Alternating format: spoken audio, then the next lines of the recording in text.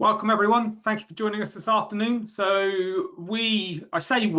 I have the pleasure of just topping and tailing this. We have Ed and Dan who are going to do the really useful insights, but we're going to talk about web personalization and trying to get more prospects, identify more prospects and get more conversions. If you mind flipping over, Dan. Very technical solution here. We'll tell someone to move next. So for those that might not know who Spotler are, we're a marketing automation platform that you can run your campaigns over multi-channels. What I mean by that is it's not just email, but you've got SMS, we've got website personalization, ironically the topic that we're talking about today, WhatsApp for business, pop-ups, overlays. So quite a few of the marketing channels Spotler is able to offer. If you can just go next, Ed. And this just gives you a bit more. So we also incorporate social media publishing, transactional emails, account intelligence from a B2B point of view, shopping cart abandonment from B2C. So quite a fully fledged marketing automation platform for any of the customers or the prospects that are on don't know us too well.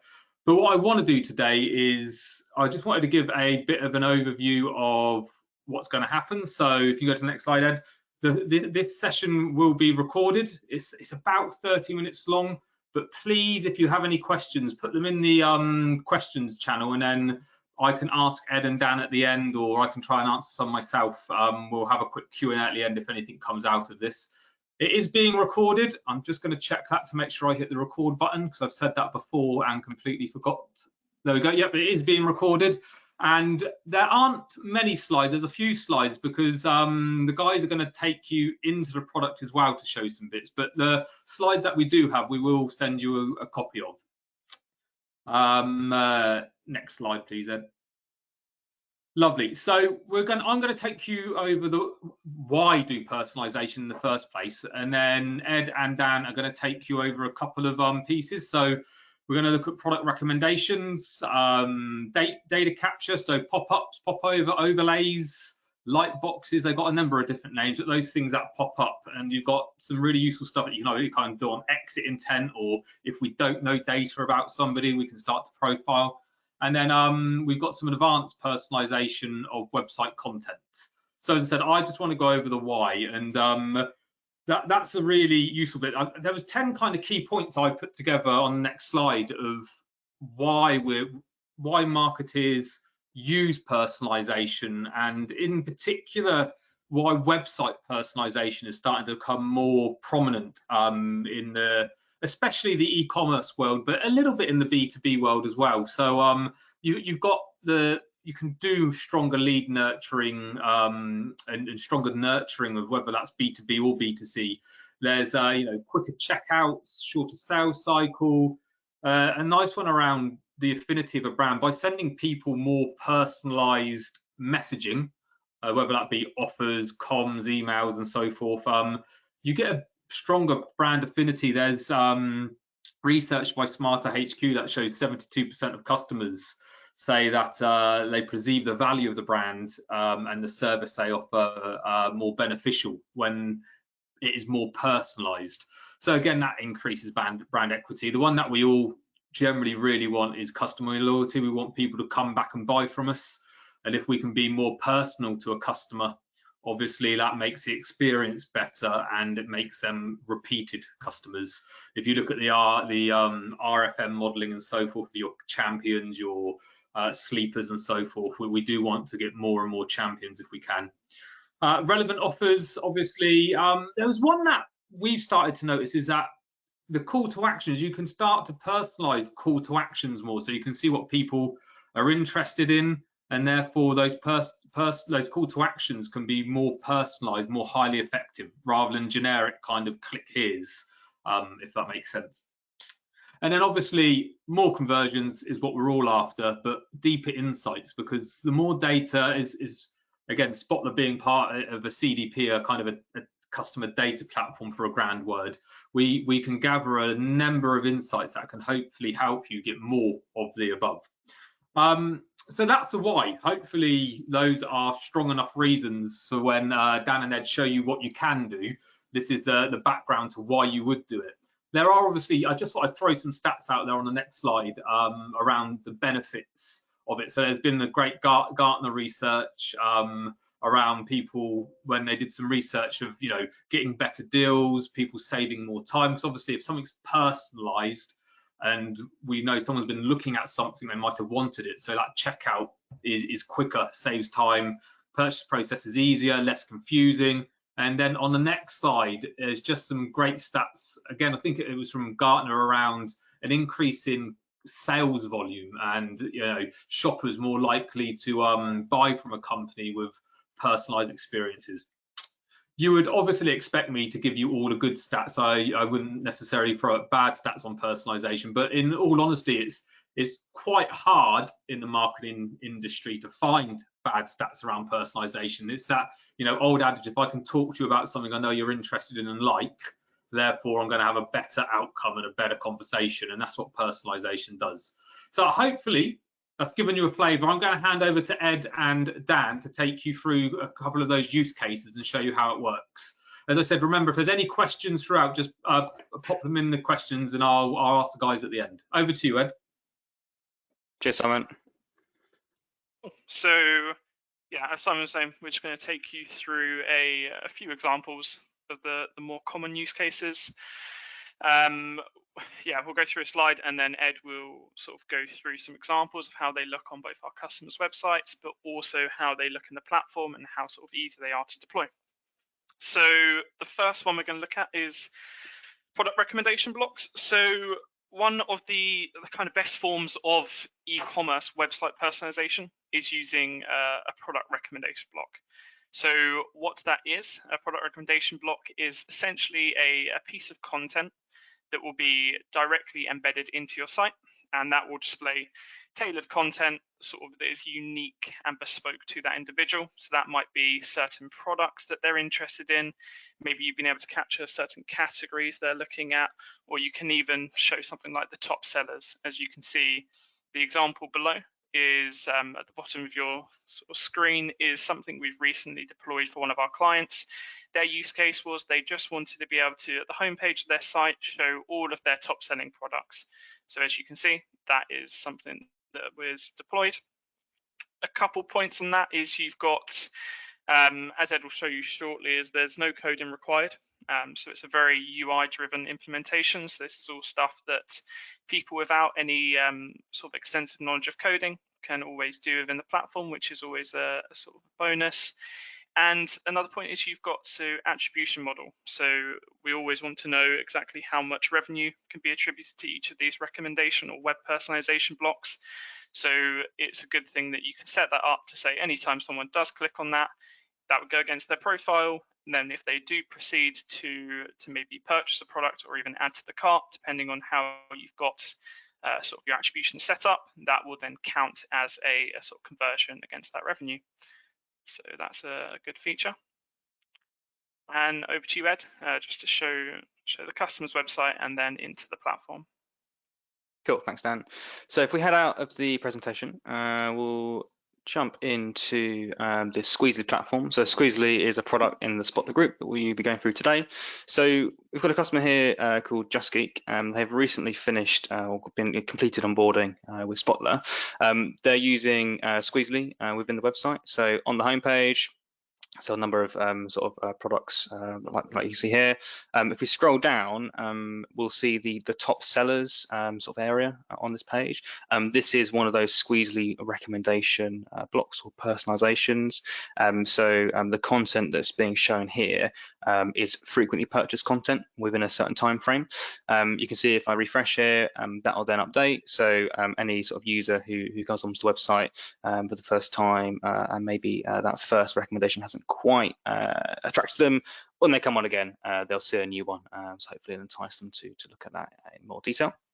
If we click into one of these products, down below, we'll also have you may also like section. So again, we're sort of integrated Squeezely into the website. So we know a bit about this sort of browser now. They've looked at a few products. We can sort of tailor those recommendations a bit more towards them because of the recent activity they've had on the website. So again, you may also like, integrated from Squeezely, hopefully going to be showing them some good recommendations to interest them and hopefully convert to a customer. So yeah, those are how, or this is how Just Geek is currently using those recommendations within Squeezely. If I just jump into the Squeezely platform, I'll just show you quickly how you would create one of those personalizations and the options around that recommendation to give you a bit more of an idea of this sort of the customization you have around that as well. So if I create a new one, if I hop over to the website templates, there are a couple of different styles that I can choose from. I'm going to choose this one here. On this page here, I'll have a preview, just pulling through some dummy products. Obviously, when that goes live, it'll pull through the real products on the website. On the left-hand side, I've got various options when building this block or personalization. So first off, we've got some variants. So I can create variants on this recommendation. So it might be that I want to change the call to action button text, or maybe the color scheme, or how large the image is versus the product title, for example. So I can do some testing around different designs and play around with that if I wanted to, but I'll just stick with the one for the time being. Below that, I've got the most important thing that you probably want to customize here is the product set, or basically the logic behind this recommendation. So depending on where this is going to sit on the website, who it's going to be shown to, you want to decide what logic you'd like to use behind that recommendation. There are some ones that we include by default on the platform, but you're always free to go in and sort of create your own. So it might be you want to create a product set which is showing products that are on sale, and the sale is greater than 50%. And that could be tailored towards those who are a long-time visitor of the website, but they've never actually converted. So again, sort of customizing that experience based on the activity that they've shown previously. You've got a few options here around the number of products that you would want to show on the website, and then we've just got our tool to insert that onto the website. So it's a really easy way to sort of add that into the website. So you'd pop in the URL you wanted to personalize, you'd sort of load up that website, you click an area of the website you'd want it to sit in, it will then pull that back and it will sort of say, I want the personalization to sit in this section of the website. Below that on display, you can customize it. So we're pulling through these variables here, which is image, the price, the title, description, but you could always change those if you wanted to, add in a header. You can hide certain elements if you wanted to as well. You can customize that button. So again, that's something you might want to split test to work out what works best for your customers. And then you've got a few options around the color here as well. Yeah, so that's the product recommendation. As I said, the main thing here really is around that product set or the logic behind it. So you can sort of change who sees which recommendation and therefore which logic behind that. So if I just select testing one there, click on save, and when I head out of that, I've then got a few settings for the personalization. So the first is distribution. So I've only got one variant here, but if I had more than one, I can set the sort of methodology behind the split test. Audience, again, that's really important. So I can include a custom audience here. So my example before, where you're going to be showing items that are heavily discounted only to those who have never purchased before, but maybe have had more than 3 sessions as an example, you can create that audience, you can include that audience here, and then maybe you want to exclude people who have purchased before. So there's a lot you can do around customizing who sees what, and again, sort of adding to that personalization on the website. So another really key part of building out that personalization. You can set when you like the sort of the personalization to trigger. So normally it's going to be immediately for a personalization on the website. Attribution, as Dan touched on, and then the schedule here as well as the frequency cap. So a few other options behind that. But as I said, really easy to create one. The two main things there are the logic behind the recommendation, and then being able to sort of choose who sees which recommendation. So you're always able to create 20 different personalizations, and you have a different one on the homepage for that specific type of visitor, be it a new customer or a returning customer, or even like a VIP, for example. So yeah, really powerful here as well. As Simon said, please, any questions throughout, let us know. We can always go through that at the end as well. So yeah, that was around the product personalization. So if I head back into the presentation here, and we'll just head over to the next tab here. Cool, perfect. Hopefully that shows you guys just how easy and powerful it can be to sort of implement something like that. The next one we're going to look at is a data capture popover. So this is probably one of the more simpler use cases of website personalization, but it's just as equally powerful and usually has quite a high success rate. So it's always something that you would want to implement. This will be similar to the one before. It will be a piece of content rather than it being embedded. It will be something that will pop up in front of the user. You can dictate when you want that. So maybe it'll be on a certain page, or if they have exit intent, as Simon was talking about, anything like that, you're free to choose that. The main goal of this will be to identify someone against their email address. So yep, as you can see, you've got two examples there. So the one on the left-hand side is just a sort of very plain, simple one. It has the email address. So when someone does submit that, that will feed directly into your sort of both into Squeezely, but also then into whatever ESP you have connected up. That can then sort of the end goal of this is feed them into some kind of nurturing campaign, or put them as a marketable contact, so you can start emailing them as well, which is ideal. The example you've got on the right-hand side is just one we wanted to show you, which is a bit more of an advanced example, but something which is really powerful to implement. So as you can see, it's got there sort of a notification saying £5 off your next order. So what we can do on the back of this is when someone does submit it, they will have an email sent to their inbox that will contain a discount code that they can use on the next order. And that's just an ideal way to increase your conversion rate and really get people to more incentive to submit that form and become a contact. So Ed's going to now, similar to what he did with the previous one, just show you how you can create that in the Squeezely platform, what templates you've got, and just the options around that. But very similar to the last one, but good to see.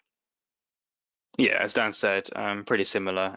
So if I create a new personalization within the platform, instead of going over to the website embedded templates, I will sit on the overlay templates tab. And again, like before, I've got a couple of options here. With the popovers, there are various types that you can use. I know with today's webinar, it's all around sort of data capture and sort of enhancing that data you hold on your browser's website. So I'd likely you want to use a feedback form here, but we do have others such as an overlay. So it could just be showing a product that's selling quite well at the moment, or maybe you could push a product which is you've got too much stock of, just try and sell that one quickly. And then you can also do stuff like notification bars. So maybe there's a shipping delay in your warehouse, for example, you can very easily sort of push out that notification on the website. But as I said, I'll go through the feedback form today. So like before, we've got a few options on the left-hand side, and then we've got a preview of that no overlay or popover on the right. So first off, I can give my variant name. So like before, you can definitely do some split testing where you can maybe change up the title or the image, or even, as Dan mentioned, you can introduce an offer where they receive a discount or a voucher code when they sign up to your newsletter. So you can sort of test which ones perform better by adding in a couple of variants. Below that, you've got your fields. So here you can basically ask for the data for that recipient. So it might be, for example, first name. Pull that through there. I've already got email there. You can add in your placeholder. Below that, by default, it's already gone to first name because that's the first field that's available to me. But here it's going to pull through all of the fields that I can sort of link that field to. We've got some ones that come out of the box, but there are various custom fields you can create. So quite a good maybe use case might be that you want to pull through an interest, for example. So if they're signing up to your newsletter on a certain category page, you might want to pull that through as an interest because you know they're interested in that category. That could push through into your ESP or email service provider, and then you can sort of trigger an email based on that interest. So what I can do here is I can select my type as a hidden field, and again, like before, I would then sort of map that field. So you would have created maybe an interest field within Squeezely. I can then push that data into that field, so it might be interest as an example. Hidden value, so if I'm going to be launching this on a certain category page, I would then push through that value, and that will then sort of get passed through into your email provider, and you can then sort of trigger an email off of that, or you could trigger it within Squeezely, whatever works best for you. So yeah, this is a very simple one. As I said, just got email and then first name, and then I'm sort of pushing through that hidden value. Below that, I can add in my thank you message, which will be shown on the next tab there. Display, I can pop in an image to show at the top here via the URL option, or I can upload one from my PC. Title, so it might be sign up to our newsletter, and then below that you could add in a description, or you could equally just hide that if you want to just have the title there. And then below that we've got the CTA text, so it might be submit. As I said, this might be something you want to do some split testing on to work out which performs better for you. And then below that you've got a few options around the customization of that button and also the color. Additional options, you can select where the overlay should be shown, so quite a few options for you to pick here, basically just where you'd like that to sit on the website. And then you can also set the logic behind how many times should it be shown during that session as well. So if I click on save now, like before, you then got a few options down here. As I touched on previously, the audience is the real key one here. So I've asked for them to sign up to our newsletter. So in the audience one, I definitely want to tick this custom audience option. I then want to include an audience of maybe email is known. So we already have their email address. They've already signed up to a newsletter. There's just no point in them receiving that popover again. If that is the case, I might then have a separate popover that's set up for people who already signed up. So it might be, money off your next order, or as I said before, you could show a popover of an item that's selling really well at the moment, or maybe one that isn't selling very well at the moment. So yeah, it's really key here to sort of pick and choose who will see this popover. I've then got my included URLs section. So my example before was showing this on a certain category page. I then might say the URL contains, like I put in that specific category page, or it might just be it contains the word product, and it's only going to be shown on product pages. So yeah, various options you can include here. Whether it should be shown on desktop and mobile. So if you wanted to, you could have different versions for desktop or mobile, or just include both of them there. And then equally as important as included URLs, you've got excluded URLs as well. So quite a common one we recommend is the URL contains the word basket. So if they're in that sort of checkout process, sorry about that. So yeah, we've got triggers. So Simon did go over this previously, but there are a couple of options around that. So you've got exit intent after a certain number of seconds, so you can use both of them or either or. So you can say, when they go to move their cursor to the edge of the screen, they'll be shown the popover, or it might be after a certain number of seconds. You've also got scroll to a certain percentage, so if they get to half of the page, they obviously really are quite engaged, so they're likely to sign up to a newsletter, so maybe show them the popover when they reach that point. You've got your attribution. So like Dan mentioned, you can sort of set that up around what you want to attribute towards this sign up. You've got your schedule and frequency cap. If they've already seen that pop over once during the last 30 days, don't show that to them again because you don't want to bombard them with popovers. So you've got a lot of customization around when they should be showing that popover, and also who should be showing that popover as well. I think that was probably it. Sorry about the audio cutting out there. Right, back into the slides. Perfect. So yeah, so the next example you can see on your screen is a slightly more complex one. So it's the most complex out of the three we're showing, but it's one that is very powerful. Squeezely, by default and by the way you use it, has the ability to sort of collect, store, and enrich each individual that's visiting. So against their profile, you're able to see stuff such as the products they're interested in, maybe the services that you offer that they've been looking at, any of the different pages they've been looking at. Then really we can use all of that data that's been accumulated into and sort of feeding the personalizations that person's shown. So you've got 3 points there, which is just three of sort of many that we wanted to highlight. So the first one being, if Squeezely knows what they're looking for, why not make it the first thing they see? So an example of this is the two banners you've got there at the bottom is what's on our Spotler website live at the moment.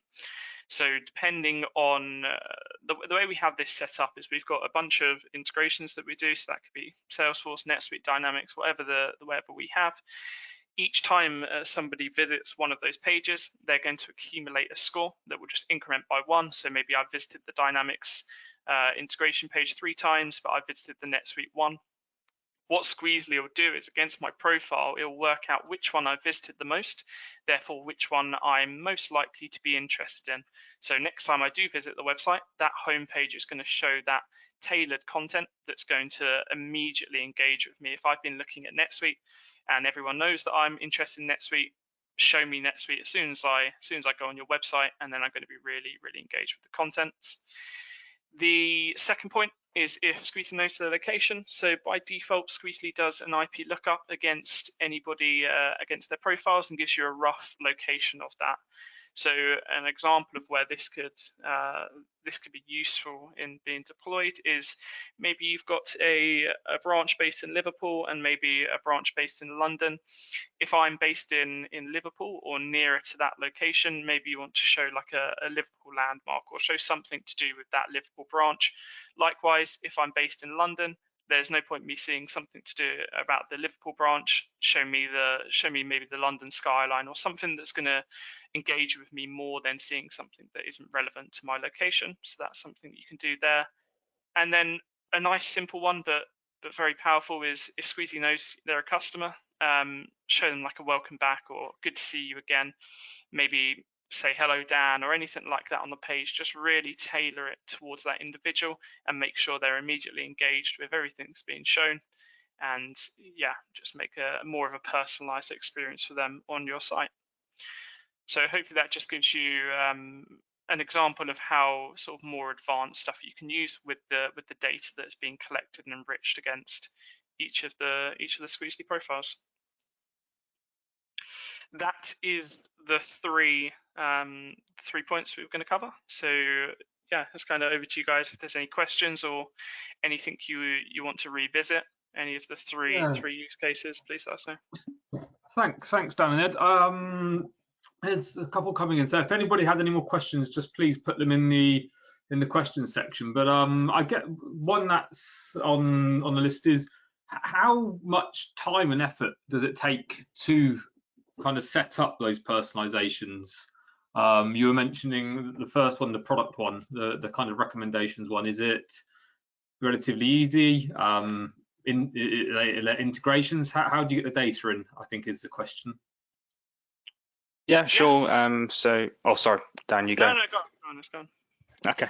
Yeah, once Squeezely's been set up and we've integrated with the website, it's very easy to create that personalization. You can always copy one you've created previously and then just tweak the logic behind that.